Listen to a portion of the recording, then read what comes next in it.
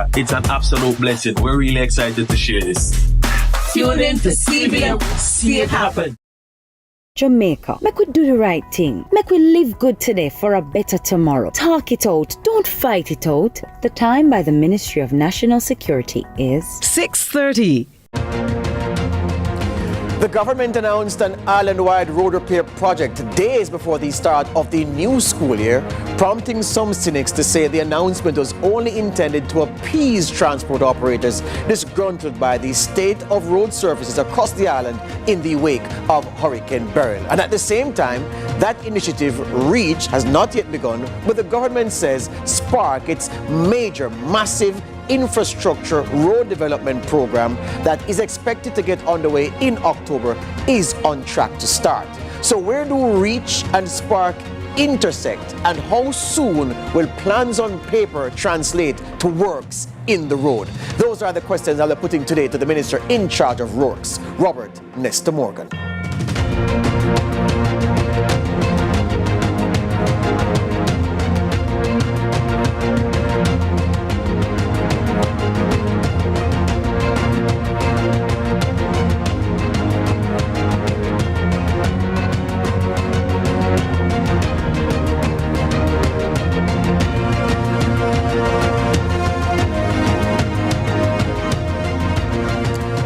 Welcome to Lead Story here on CVM TV. My name is George Davis. So, roadworks projects in the air. The REACH initiative announced last Saturday by the Prime Minister to the tune of about $3 billion island-wide, and around about Friday of this week, each member of Parliament will know just how much they're getting of that $3 billion pie, because of course it won't be divided equally among all 63 MPs, because there are differing needs across the various constituencies in the country. And then the Spark program, as I said, is poised to start next month. We've prepared a package for you to set the scene for the discussion that I'll be having with the Minister with portfolio responsibility for works, Robert Nestor Morgan.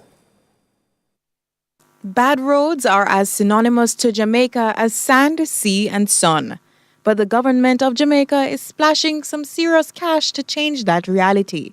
2 major billion-dollar projects announced in 2024 being promised to make some inroads in infrastructural development. The government of Jamaica, GOJ, has committed to $40 billion to enhance over 2,000 roads through the Spark program. Over 2 years, Spark will focus on upgrading main, secondary, and community roads. The government has promised that funds will be distributed equally among constituencies, with additional support for the most damaged roads. And community consultations led by members of parliament and councillors will help prioritize which roads need repairs. The program will also improve infrastructure related to the roadways. But already, the opposition is pouring cold water on the project, with both Julian Robinson expressing concerns over politicization, with Bunting going as far as to call the project a con. But the government hasn't slowed down with the announcement of the $3 billion REACH Road Rehab Program on August 31, 2024. This nationwide initiative aims to address critical road infrastructure needs across Jamaica, particularly damage caused by recent weather events like Hurricane Beryl. As well as a routine maintenance, the fund also promises to be spread out equitably across all constituencies. The REACH Road Rehab Program will be executed in 2 phases. Phase 1, September to November 2024, and Phase 2 lasting from January to March 2025. Courtney Lewis for Lead Story.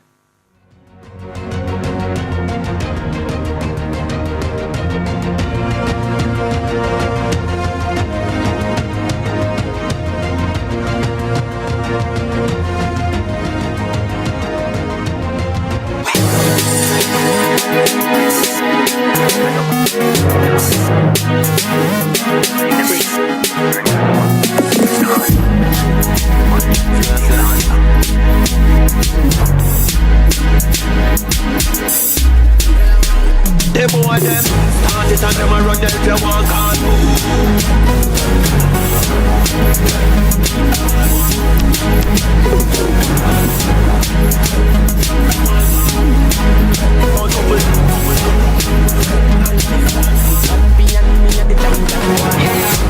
No more for fear of missing out. CVM TV News is on YouTube.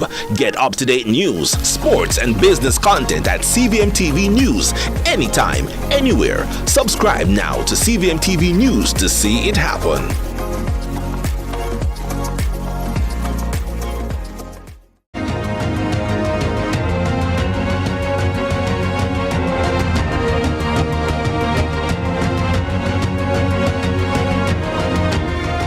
Welcome back to Lead Story here on CVM TV. This Holiness administration has said that it plans to spend $1 trillion over the next 5 years on major infrastructure projects, including roadworks, of course.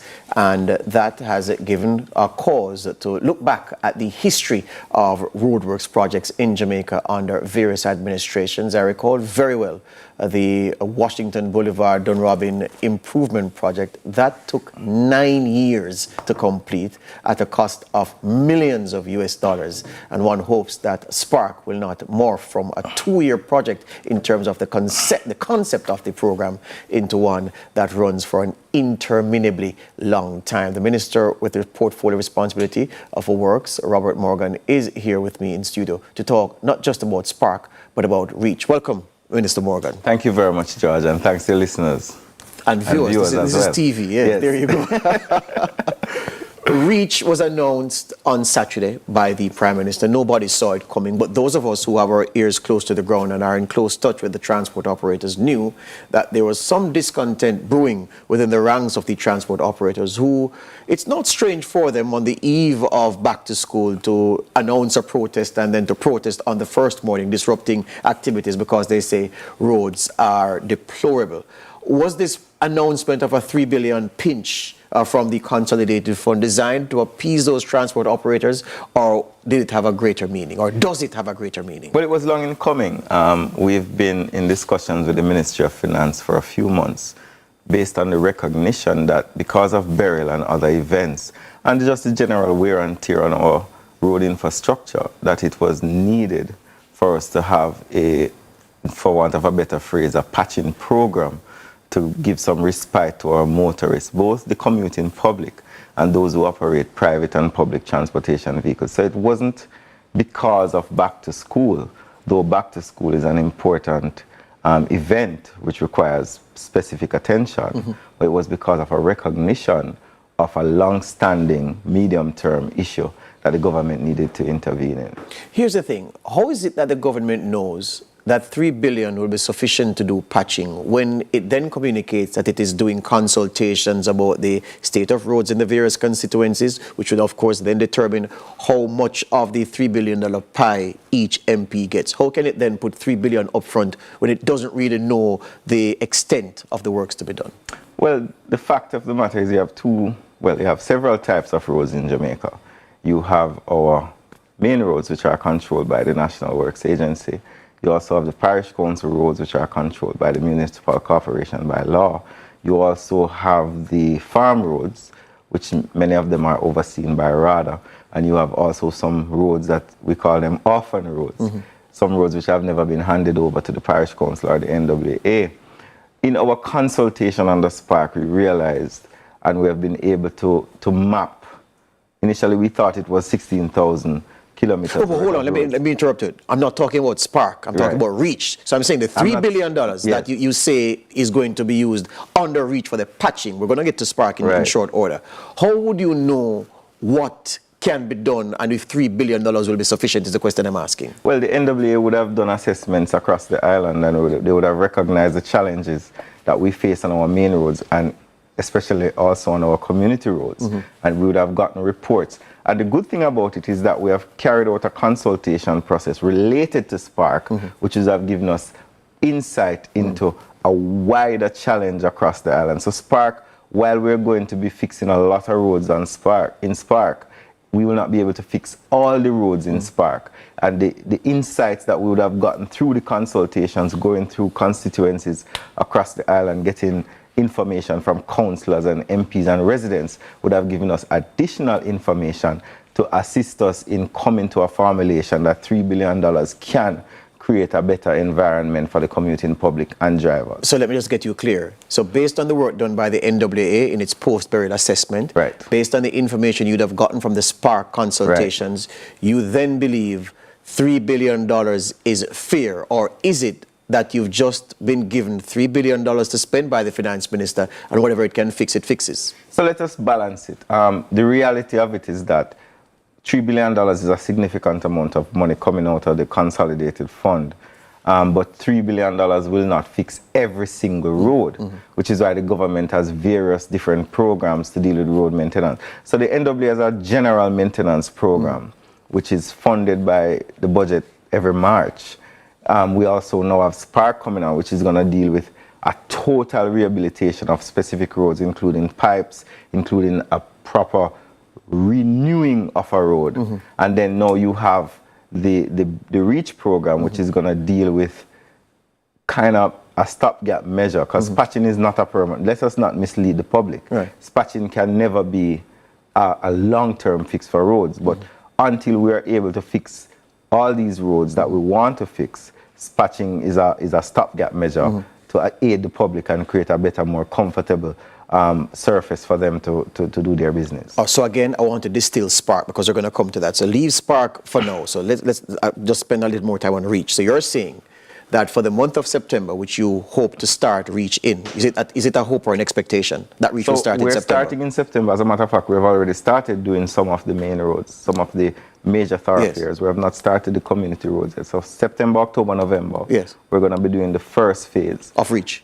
January, February, March, we're going to be doing the second phase of it.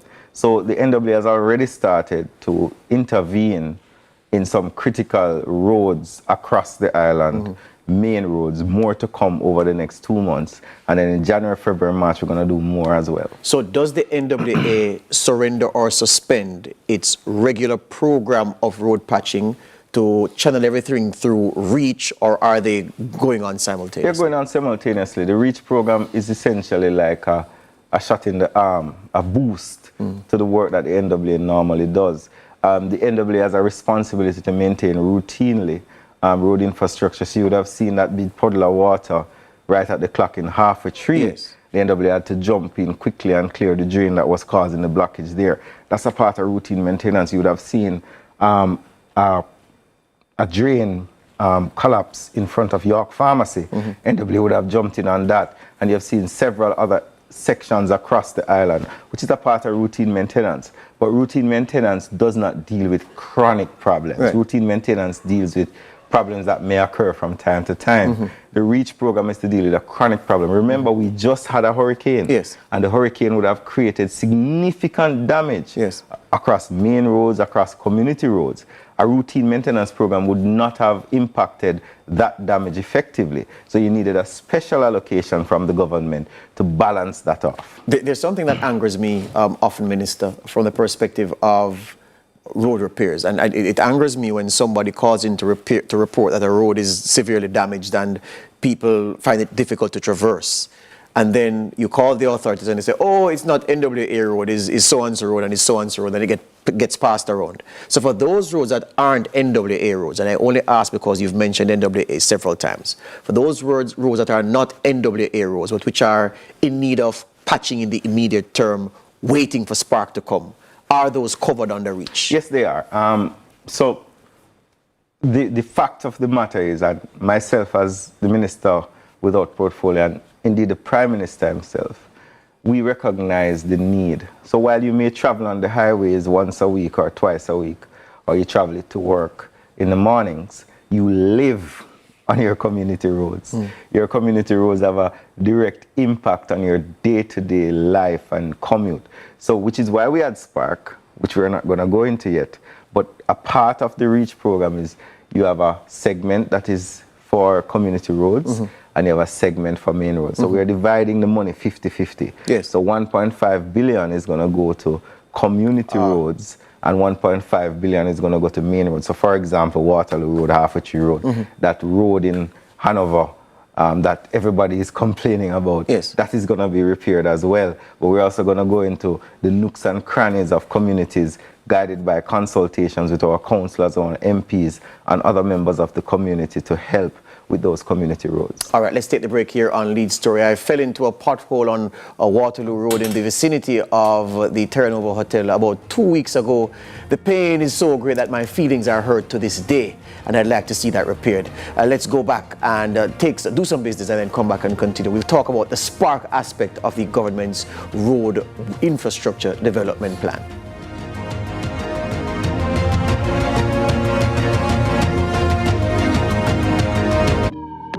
There are certain moments in life you'll cherish forever, like finding love, realizing your life is going to change forever, creating your dream home. These are your great moments, and helping you to achieve them is ours.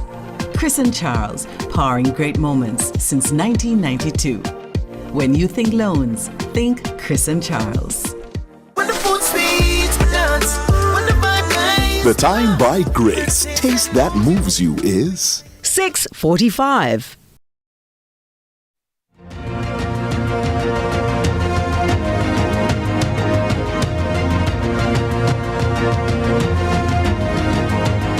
So the government is planning to spend $40 billion on road infrastructure. And I can distill and differentiate, but the minister is here, so he will do that. The difference between works under Spark and works under Reach. It's important to differentiate, because I can imagine some people saying, well, what's the difference? And why did they pinch off $3 billion off Spark to put into Reach when they could have just made Spark a $43 billion roadworks program, fast track the works and get them done now? Minister, what's the difference between what is planned under Spark versus what you will be doing under Reach? So Spark is a $40 billion program that spans 2 years. It deals with both community roads and it deals with main roads. But what is particularly important about Spark is that Spark is a total rehabilitation of a road. So while the Reach program is going to patch some roads to create a temporary solution to the community in public, when the Spark team comes into your community, they're going to totally rehabilitate. They're going to look at the surface, they're going to look at what is under it, they're doing studies, they're doing soil sampling, they're going to replace the NWC pipe, they're going to do the drains, they're going to do the culverts and so on. So when the Spark program is finished with a road, the road is going to last us for at least a 10-year period. Mm-hmm. Unlike the Reach program, which is going to look at your road and say, listen, if we can patch this 1 mile of road, it will create a temporary respite to the challenges that persons are having. And I use the example of woods in that spans my constituency and Mike Henry. Mm-hmm. People would have been complaining for months about the challenges they're facing in the woods. Mm-hmm. And viewers, he's talking about North Central Clarendon and Central Clarendon. Right. Go ahead. And the NWA would have made a decision to patch out the woods section. While woods is going to come under Spark in another year or so, we cannot cause the public to be so dissatisfied and to incur such losses with their front end and their tires and so forth, and just discomfort. So we had to patch it in order to before the back to school period, and the people are very happy about it. You have situations like what is happening in the Grandspent Gully. We recognize that the challenges that would have faced persons going to back to school at the Grandspent Gully, we've pushed forward our works program to concrete that section so the potholes can be mitigated. Yeah. We did not fix the entire Grandspent Gully section down to the stoplight. What we did was we had some money and we fixed just the section at the gully where the potholes were. Yeah. And those are the type of remedial work that we do to create a kind of comfort level with the public. Yeah. So Spark sparked earlier this year when local contractors cried to their high heavens, saying that the procurement process and the contracts arrangement, the contractual arrangement around the program was iniquitous. And clearly it said the government was favoring contractors from, let's not be coy about it, from the China. The China harbor was the favored entity, and that local contractors were being squeezed out. If we are to start in October, clearly we are well advanced where the contracting arrangements are concerned. Are local contractors able to dine at the Spark table? Yes, they are, because a part of the requirement of the Spark procurement process is that international, as we call them, enterprise contractors who have bid on Spark must partner with a grade 1 contractor. So here's how we think it will work. So let's say you have about 4 or 5 enterprise contractors who have bidded. You have Sino Hydro, you have China Harbor, you have Municipal from Canada. They are now going to have to form relationships with local contractors, whether they be grade 1 or grade 2. And that's mandatory? It's mandatory. So they form a relationship with a grade 1 who understands the local environment, understands the local systems. And those grade 1 contractors are going to be partners with these enterprise contractors. So when the work starts, it's not just going to be the Chinese or the Canadian or the British. Local contractors are going to be part of it. But here's why that's important. In order to execute such significant amount of work at such higher value, you need a large amount of capital in order to forward fund the project. So for example, it takes about 60 to 90 days between billing and payment. You're going to have to continue work for that 60 to 90 days. How are you going to fund that? You need a depth of capital. Yes, because you have payroll to beat and everything else. A lot of our local contractors, because of the size of our economy. This is the most significant community road development program that has ever been done in the country. It has never been done before. And it requires a significant amount of financial outlay for the main contractor to forward pay this money so that the people can get paid, so that you can pay the asphalt plants, you can pay the quarryman, you can pay the workers on there. So it's not a case where we're excluding local contractors. I have had meetings with the Incorporated Master Builders Association. I have had meetings with many of our local contractors, and I think there's a understanding among them, and they're partnering with these international companies. They're working with them, and they're earning money from them. People say, Minister, that this is just part of a grand design. It's electioneering at its best, because now you've announced reach to get the people, get them to tantalize their taste buds for what's to come where the election is concerned, and then spark 40 billion. You dangle that tantalizingly to start in October. The whole administration is getting ready. This is the official start of the election campaign. True or false? Well, I don't know when the election is. I mean, the elections are a year away. What should we do? Not fix the roads? There's never an excuse to not fix a road. A lot of persons, some persons rather, come and say, well, don't fix the road because elections are coming. Fix the road whenever the road needs to be fixed. And if we have managed our fiscal circumstances so well, give thanks to Nigel Clark and Andrew Holness, that we're able to go into the consolidated fund and pluck out $3 billion to provide some comfort to our public. I really don't have a lot of time for persons who 1 year before an election. Andrew Holness has the freedom in the Westminster system to call the election in 6 months, 8 months, 9 months, 12 months. As the minister who has been given portfolio oversight of works, I cannot be concerned about that. What I have to be concerned about is what is happening to the commuting public. And what I can do as a minister, negotiating with the Ministry of Finance, negotiating with the National Works Agency to see how quickly we can provide some respite to the public who have been complaining, George. They have been complaining for many months. Where is the patching program? Why is this pothole in the middle of Mandela Highway? We have to respond to that. The PNP say that with Nigel Clark going, none of you in the cabinet good enough to step up to the plate of finance minister. It's an indictment on the cabinet, Mark Golding says. Your response to that? I look at it at a different level. I think that based on their own pronouncements, that Nigel Clark was one of the best finance ministers in the history. How do you read that from that? Tell me that. But basically that's what they're saying, because if you're saying that the exit of Nigel Clark will have such a devastating impact on the government, means that the impact of Nigel Clark had such a positive impact on the government. But I go further.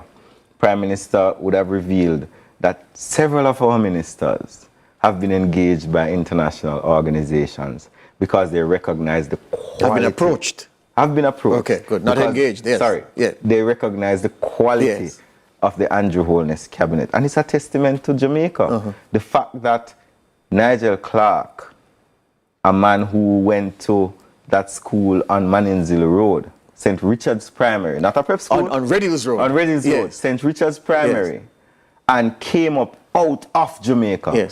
His father was a judge. His mother was a social worker who was at one point in time head of the CPFSA. And a man like that would have left private sector earning a whole heap of money and decided to sacrifice and give to Jamaica the years that he gave. I think that's the story that we need to talk about. Marsha Smith resigns with immediate effect. I'm Minister, not here to talk about that. No, but you're very close to the politics. Marsha Smith resigns with immediate effect. It's something it's rare in the politics. You called me to talk about Yes, Spark. and I've called you to talk about the politics. So I'm asking you, what's happening here? Because she vacates Northeast St. Anne. South Trelawney is vacant. Marissa Dalrymple-Philibert left the scene some time ago. Northwest St. Andrew, there's a man lined up to go, Dwayne Smith, but there are things there. But anyway, so that's 3. Then you have, is there another constituency which is, so there are 3 seats that the JLP is perhaps minded to announce a by-election in. Are we likely to see 3, 4 by-elections or one big general election? As I said to you earlier, George, yes. I cannot pronounce on the decisions of the party. What's your feeling? I'm not an officer of the party. What's your feeling? And I have to depend on the Prime Minister and the General Secretary to make those decisions. Yes. My feeling is that I need to patch some roads. That's what my feeling is. My feeling is that Spark is now at the stage where we're assessing the submissions of the contractors, and we need to move quickly to the Public Sector Investment Committee to ensure that by October, November, December, I can put the first backhoe on the road to fix some roads. The people watching us are depending on me to ask you this. They might not get an answer though. But they are depending on me to ask you, was Marsha Smith so unpopular within the MP caucus and the government benches that she had to leave with immediate effect? I mean, I don't know about that. I don't know where that comes from. I have had a very positive relationship with Marsha.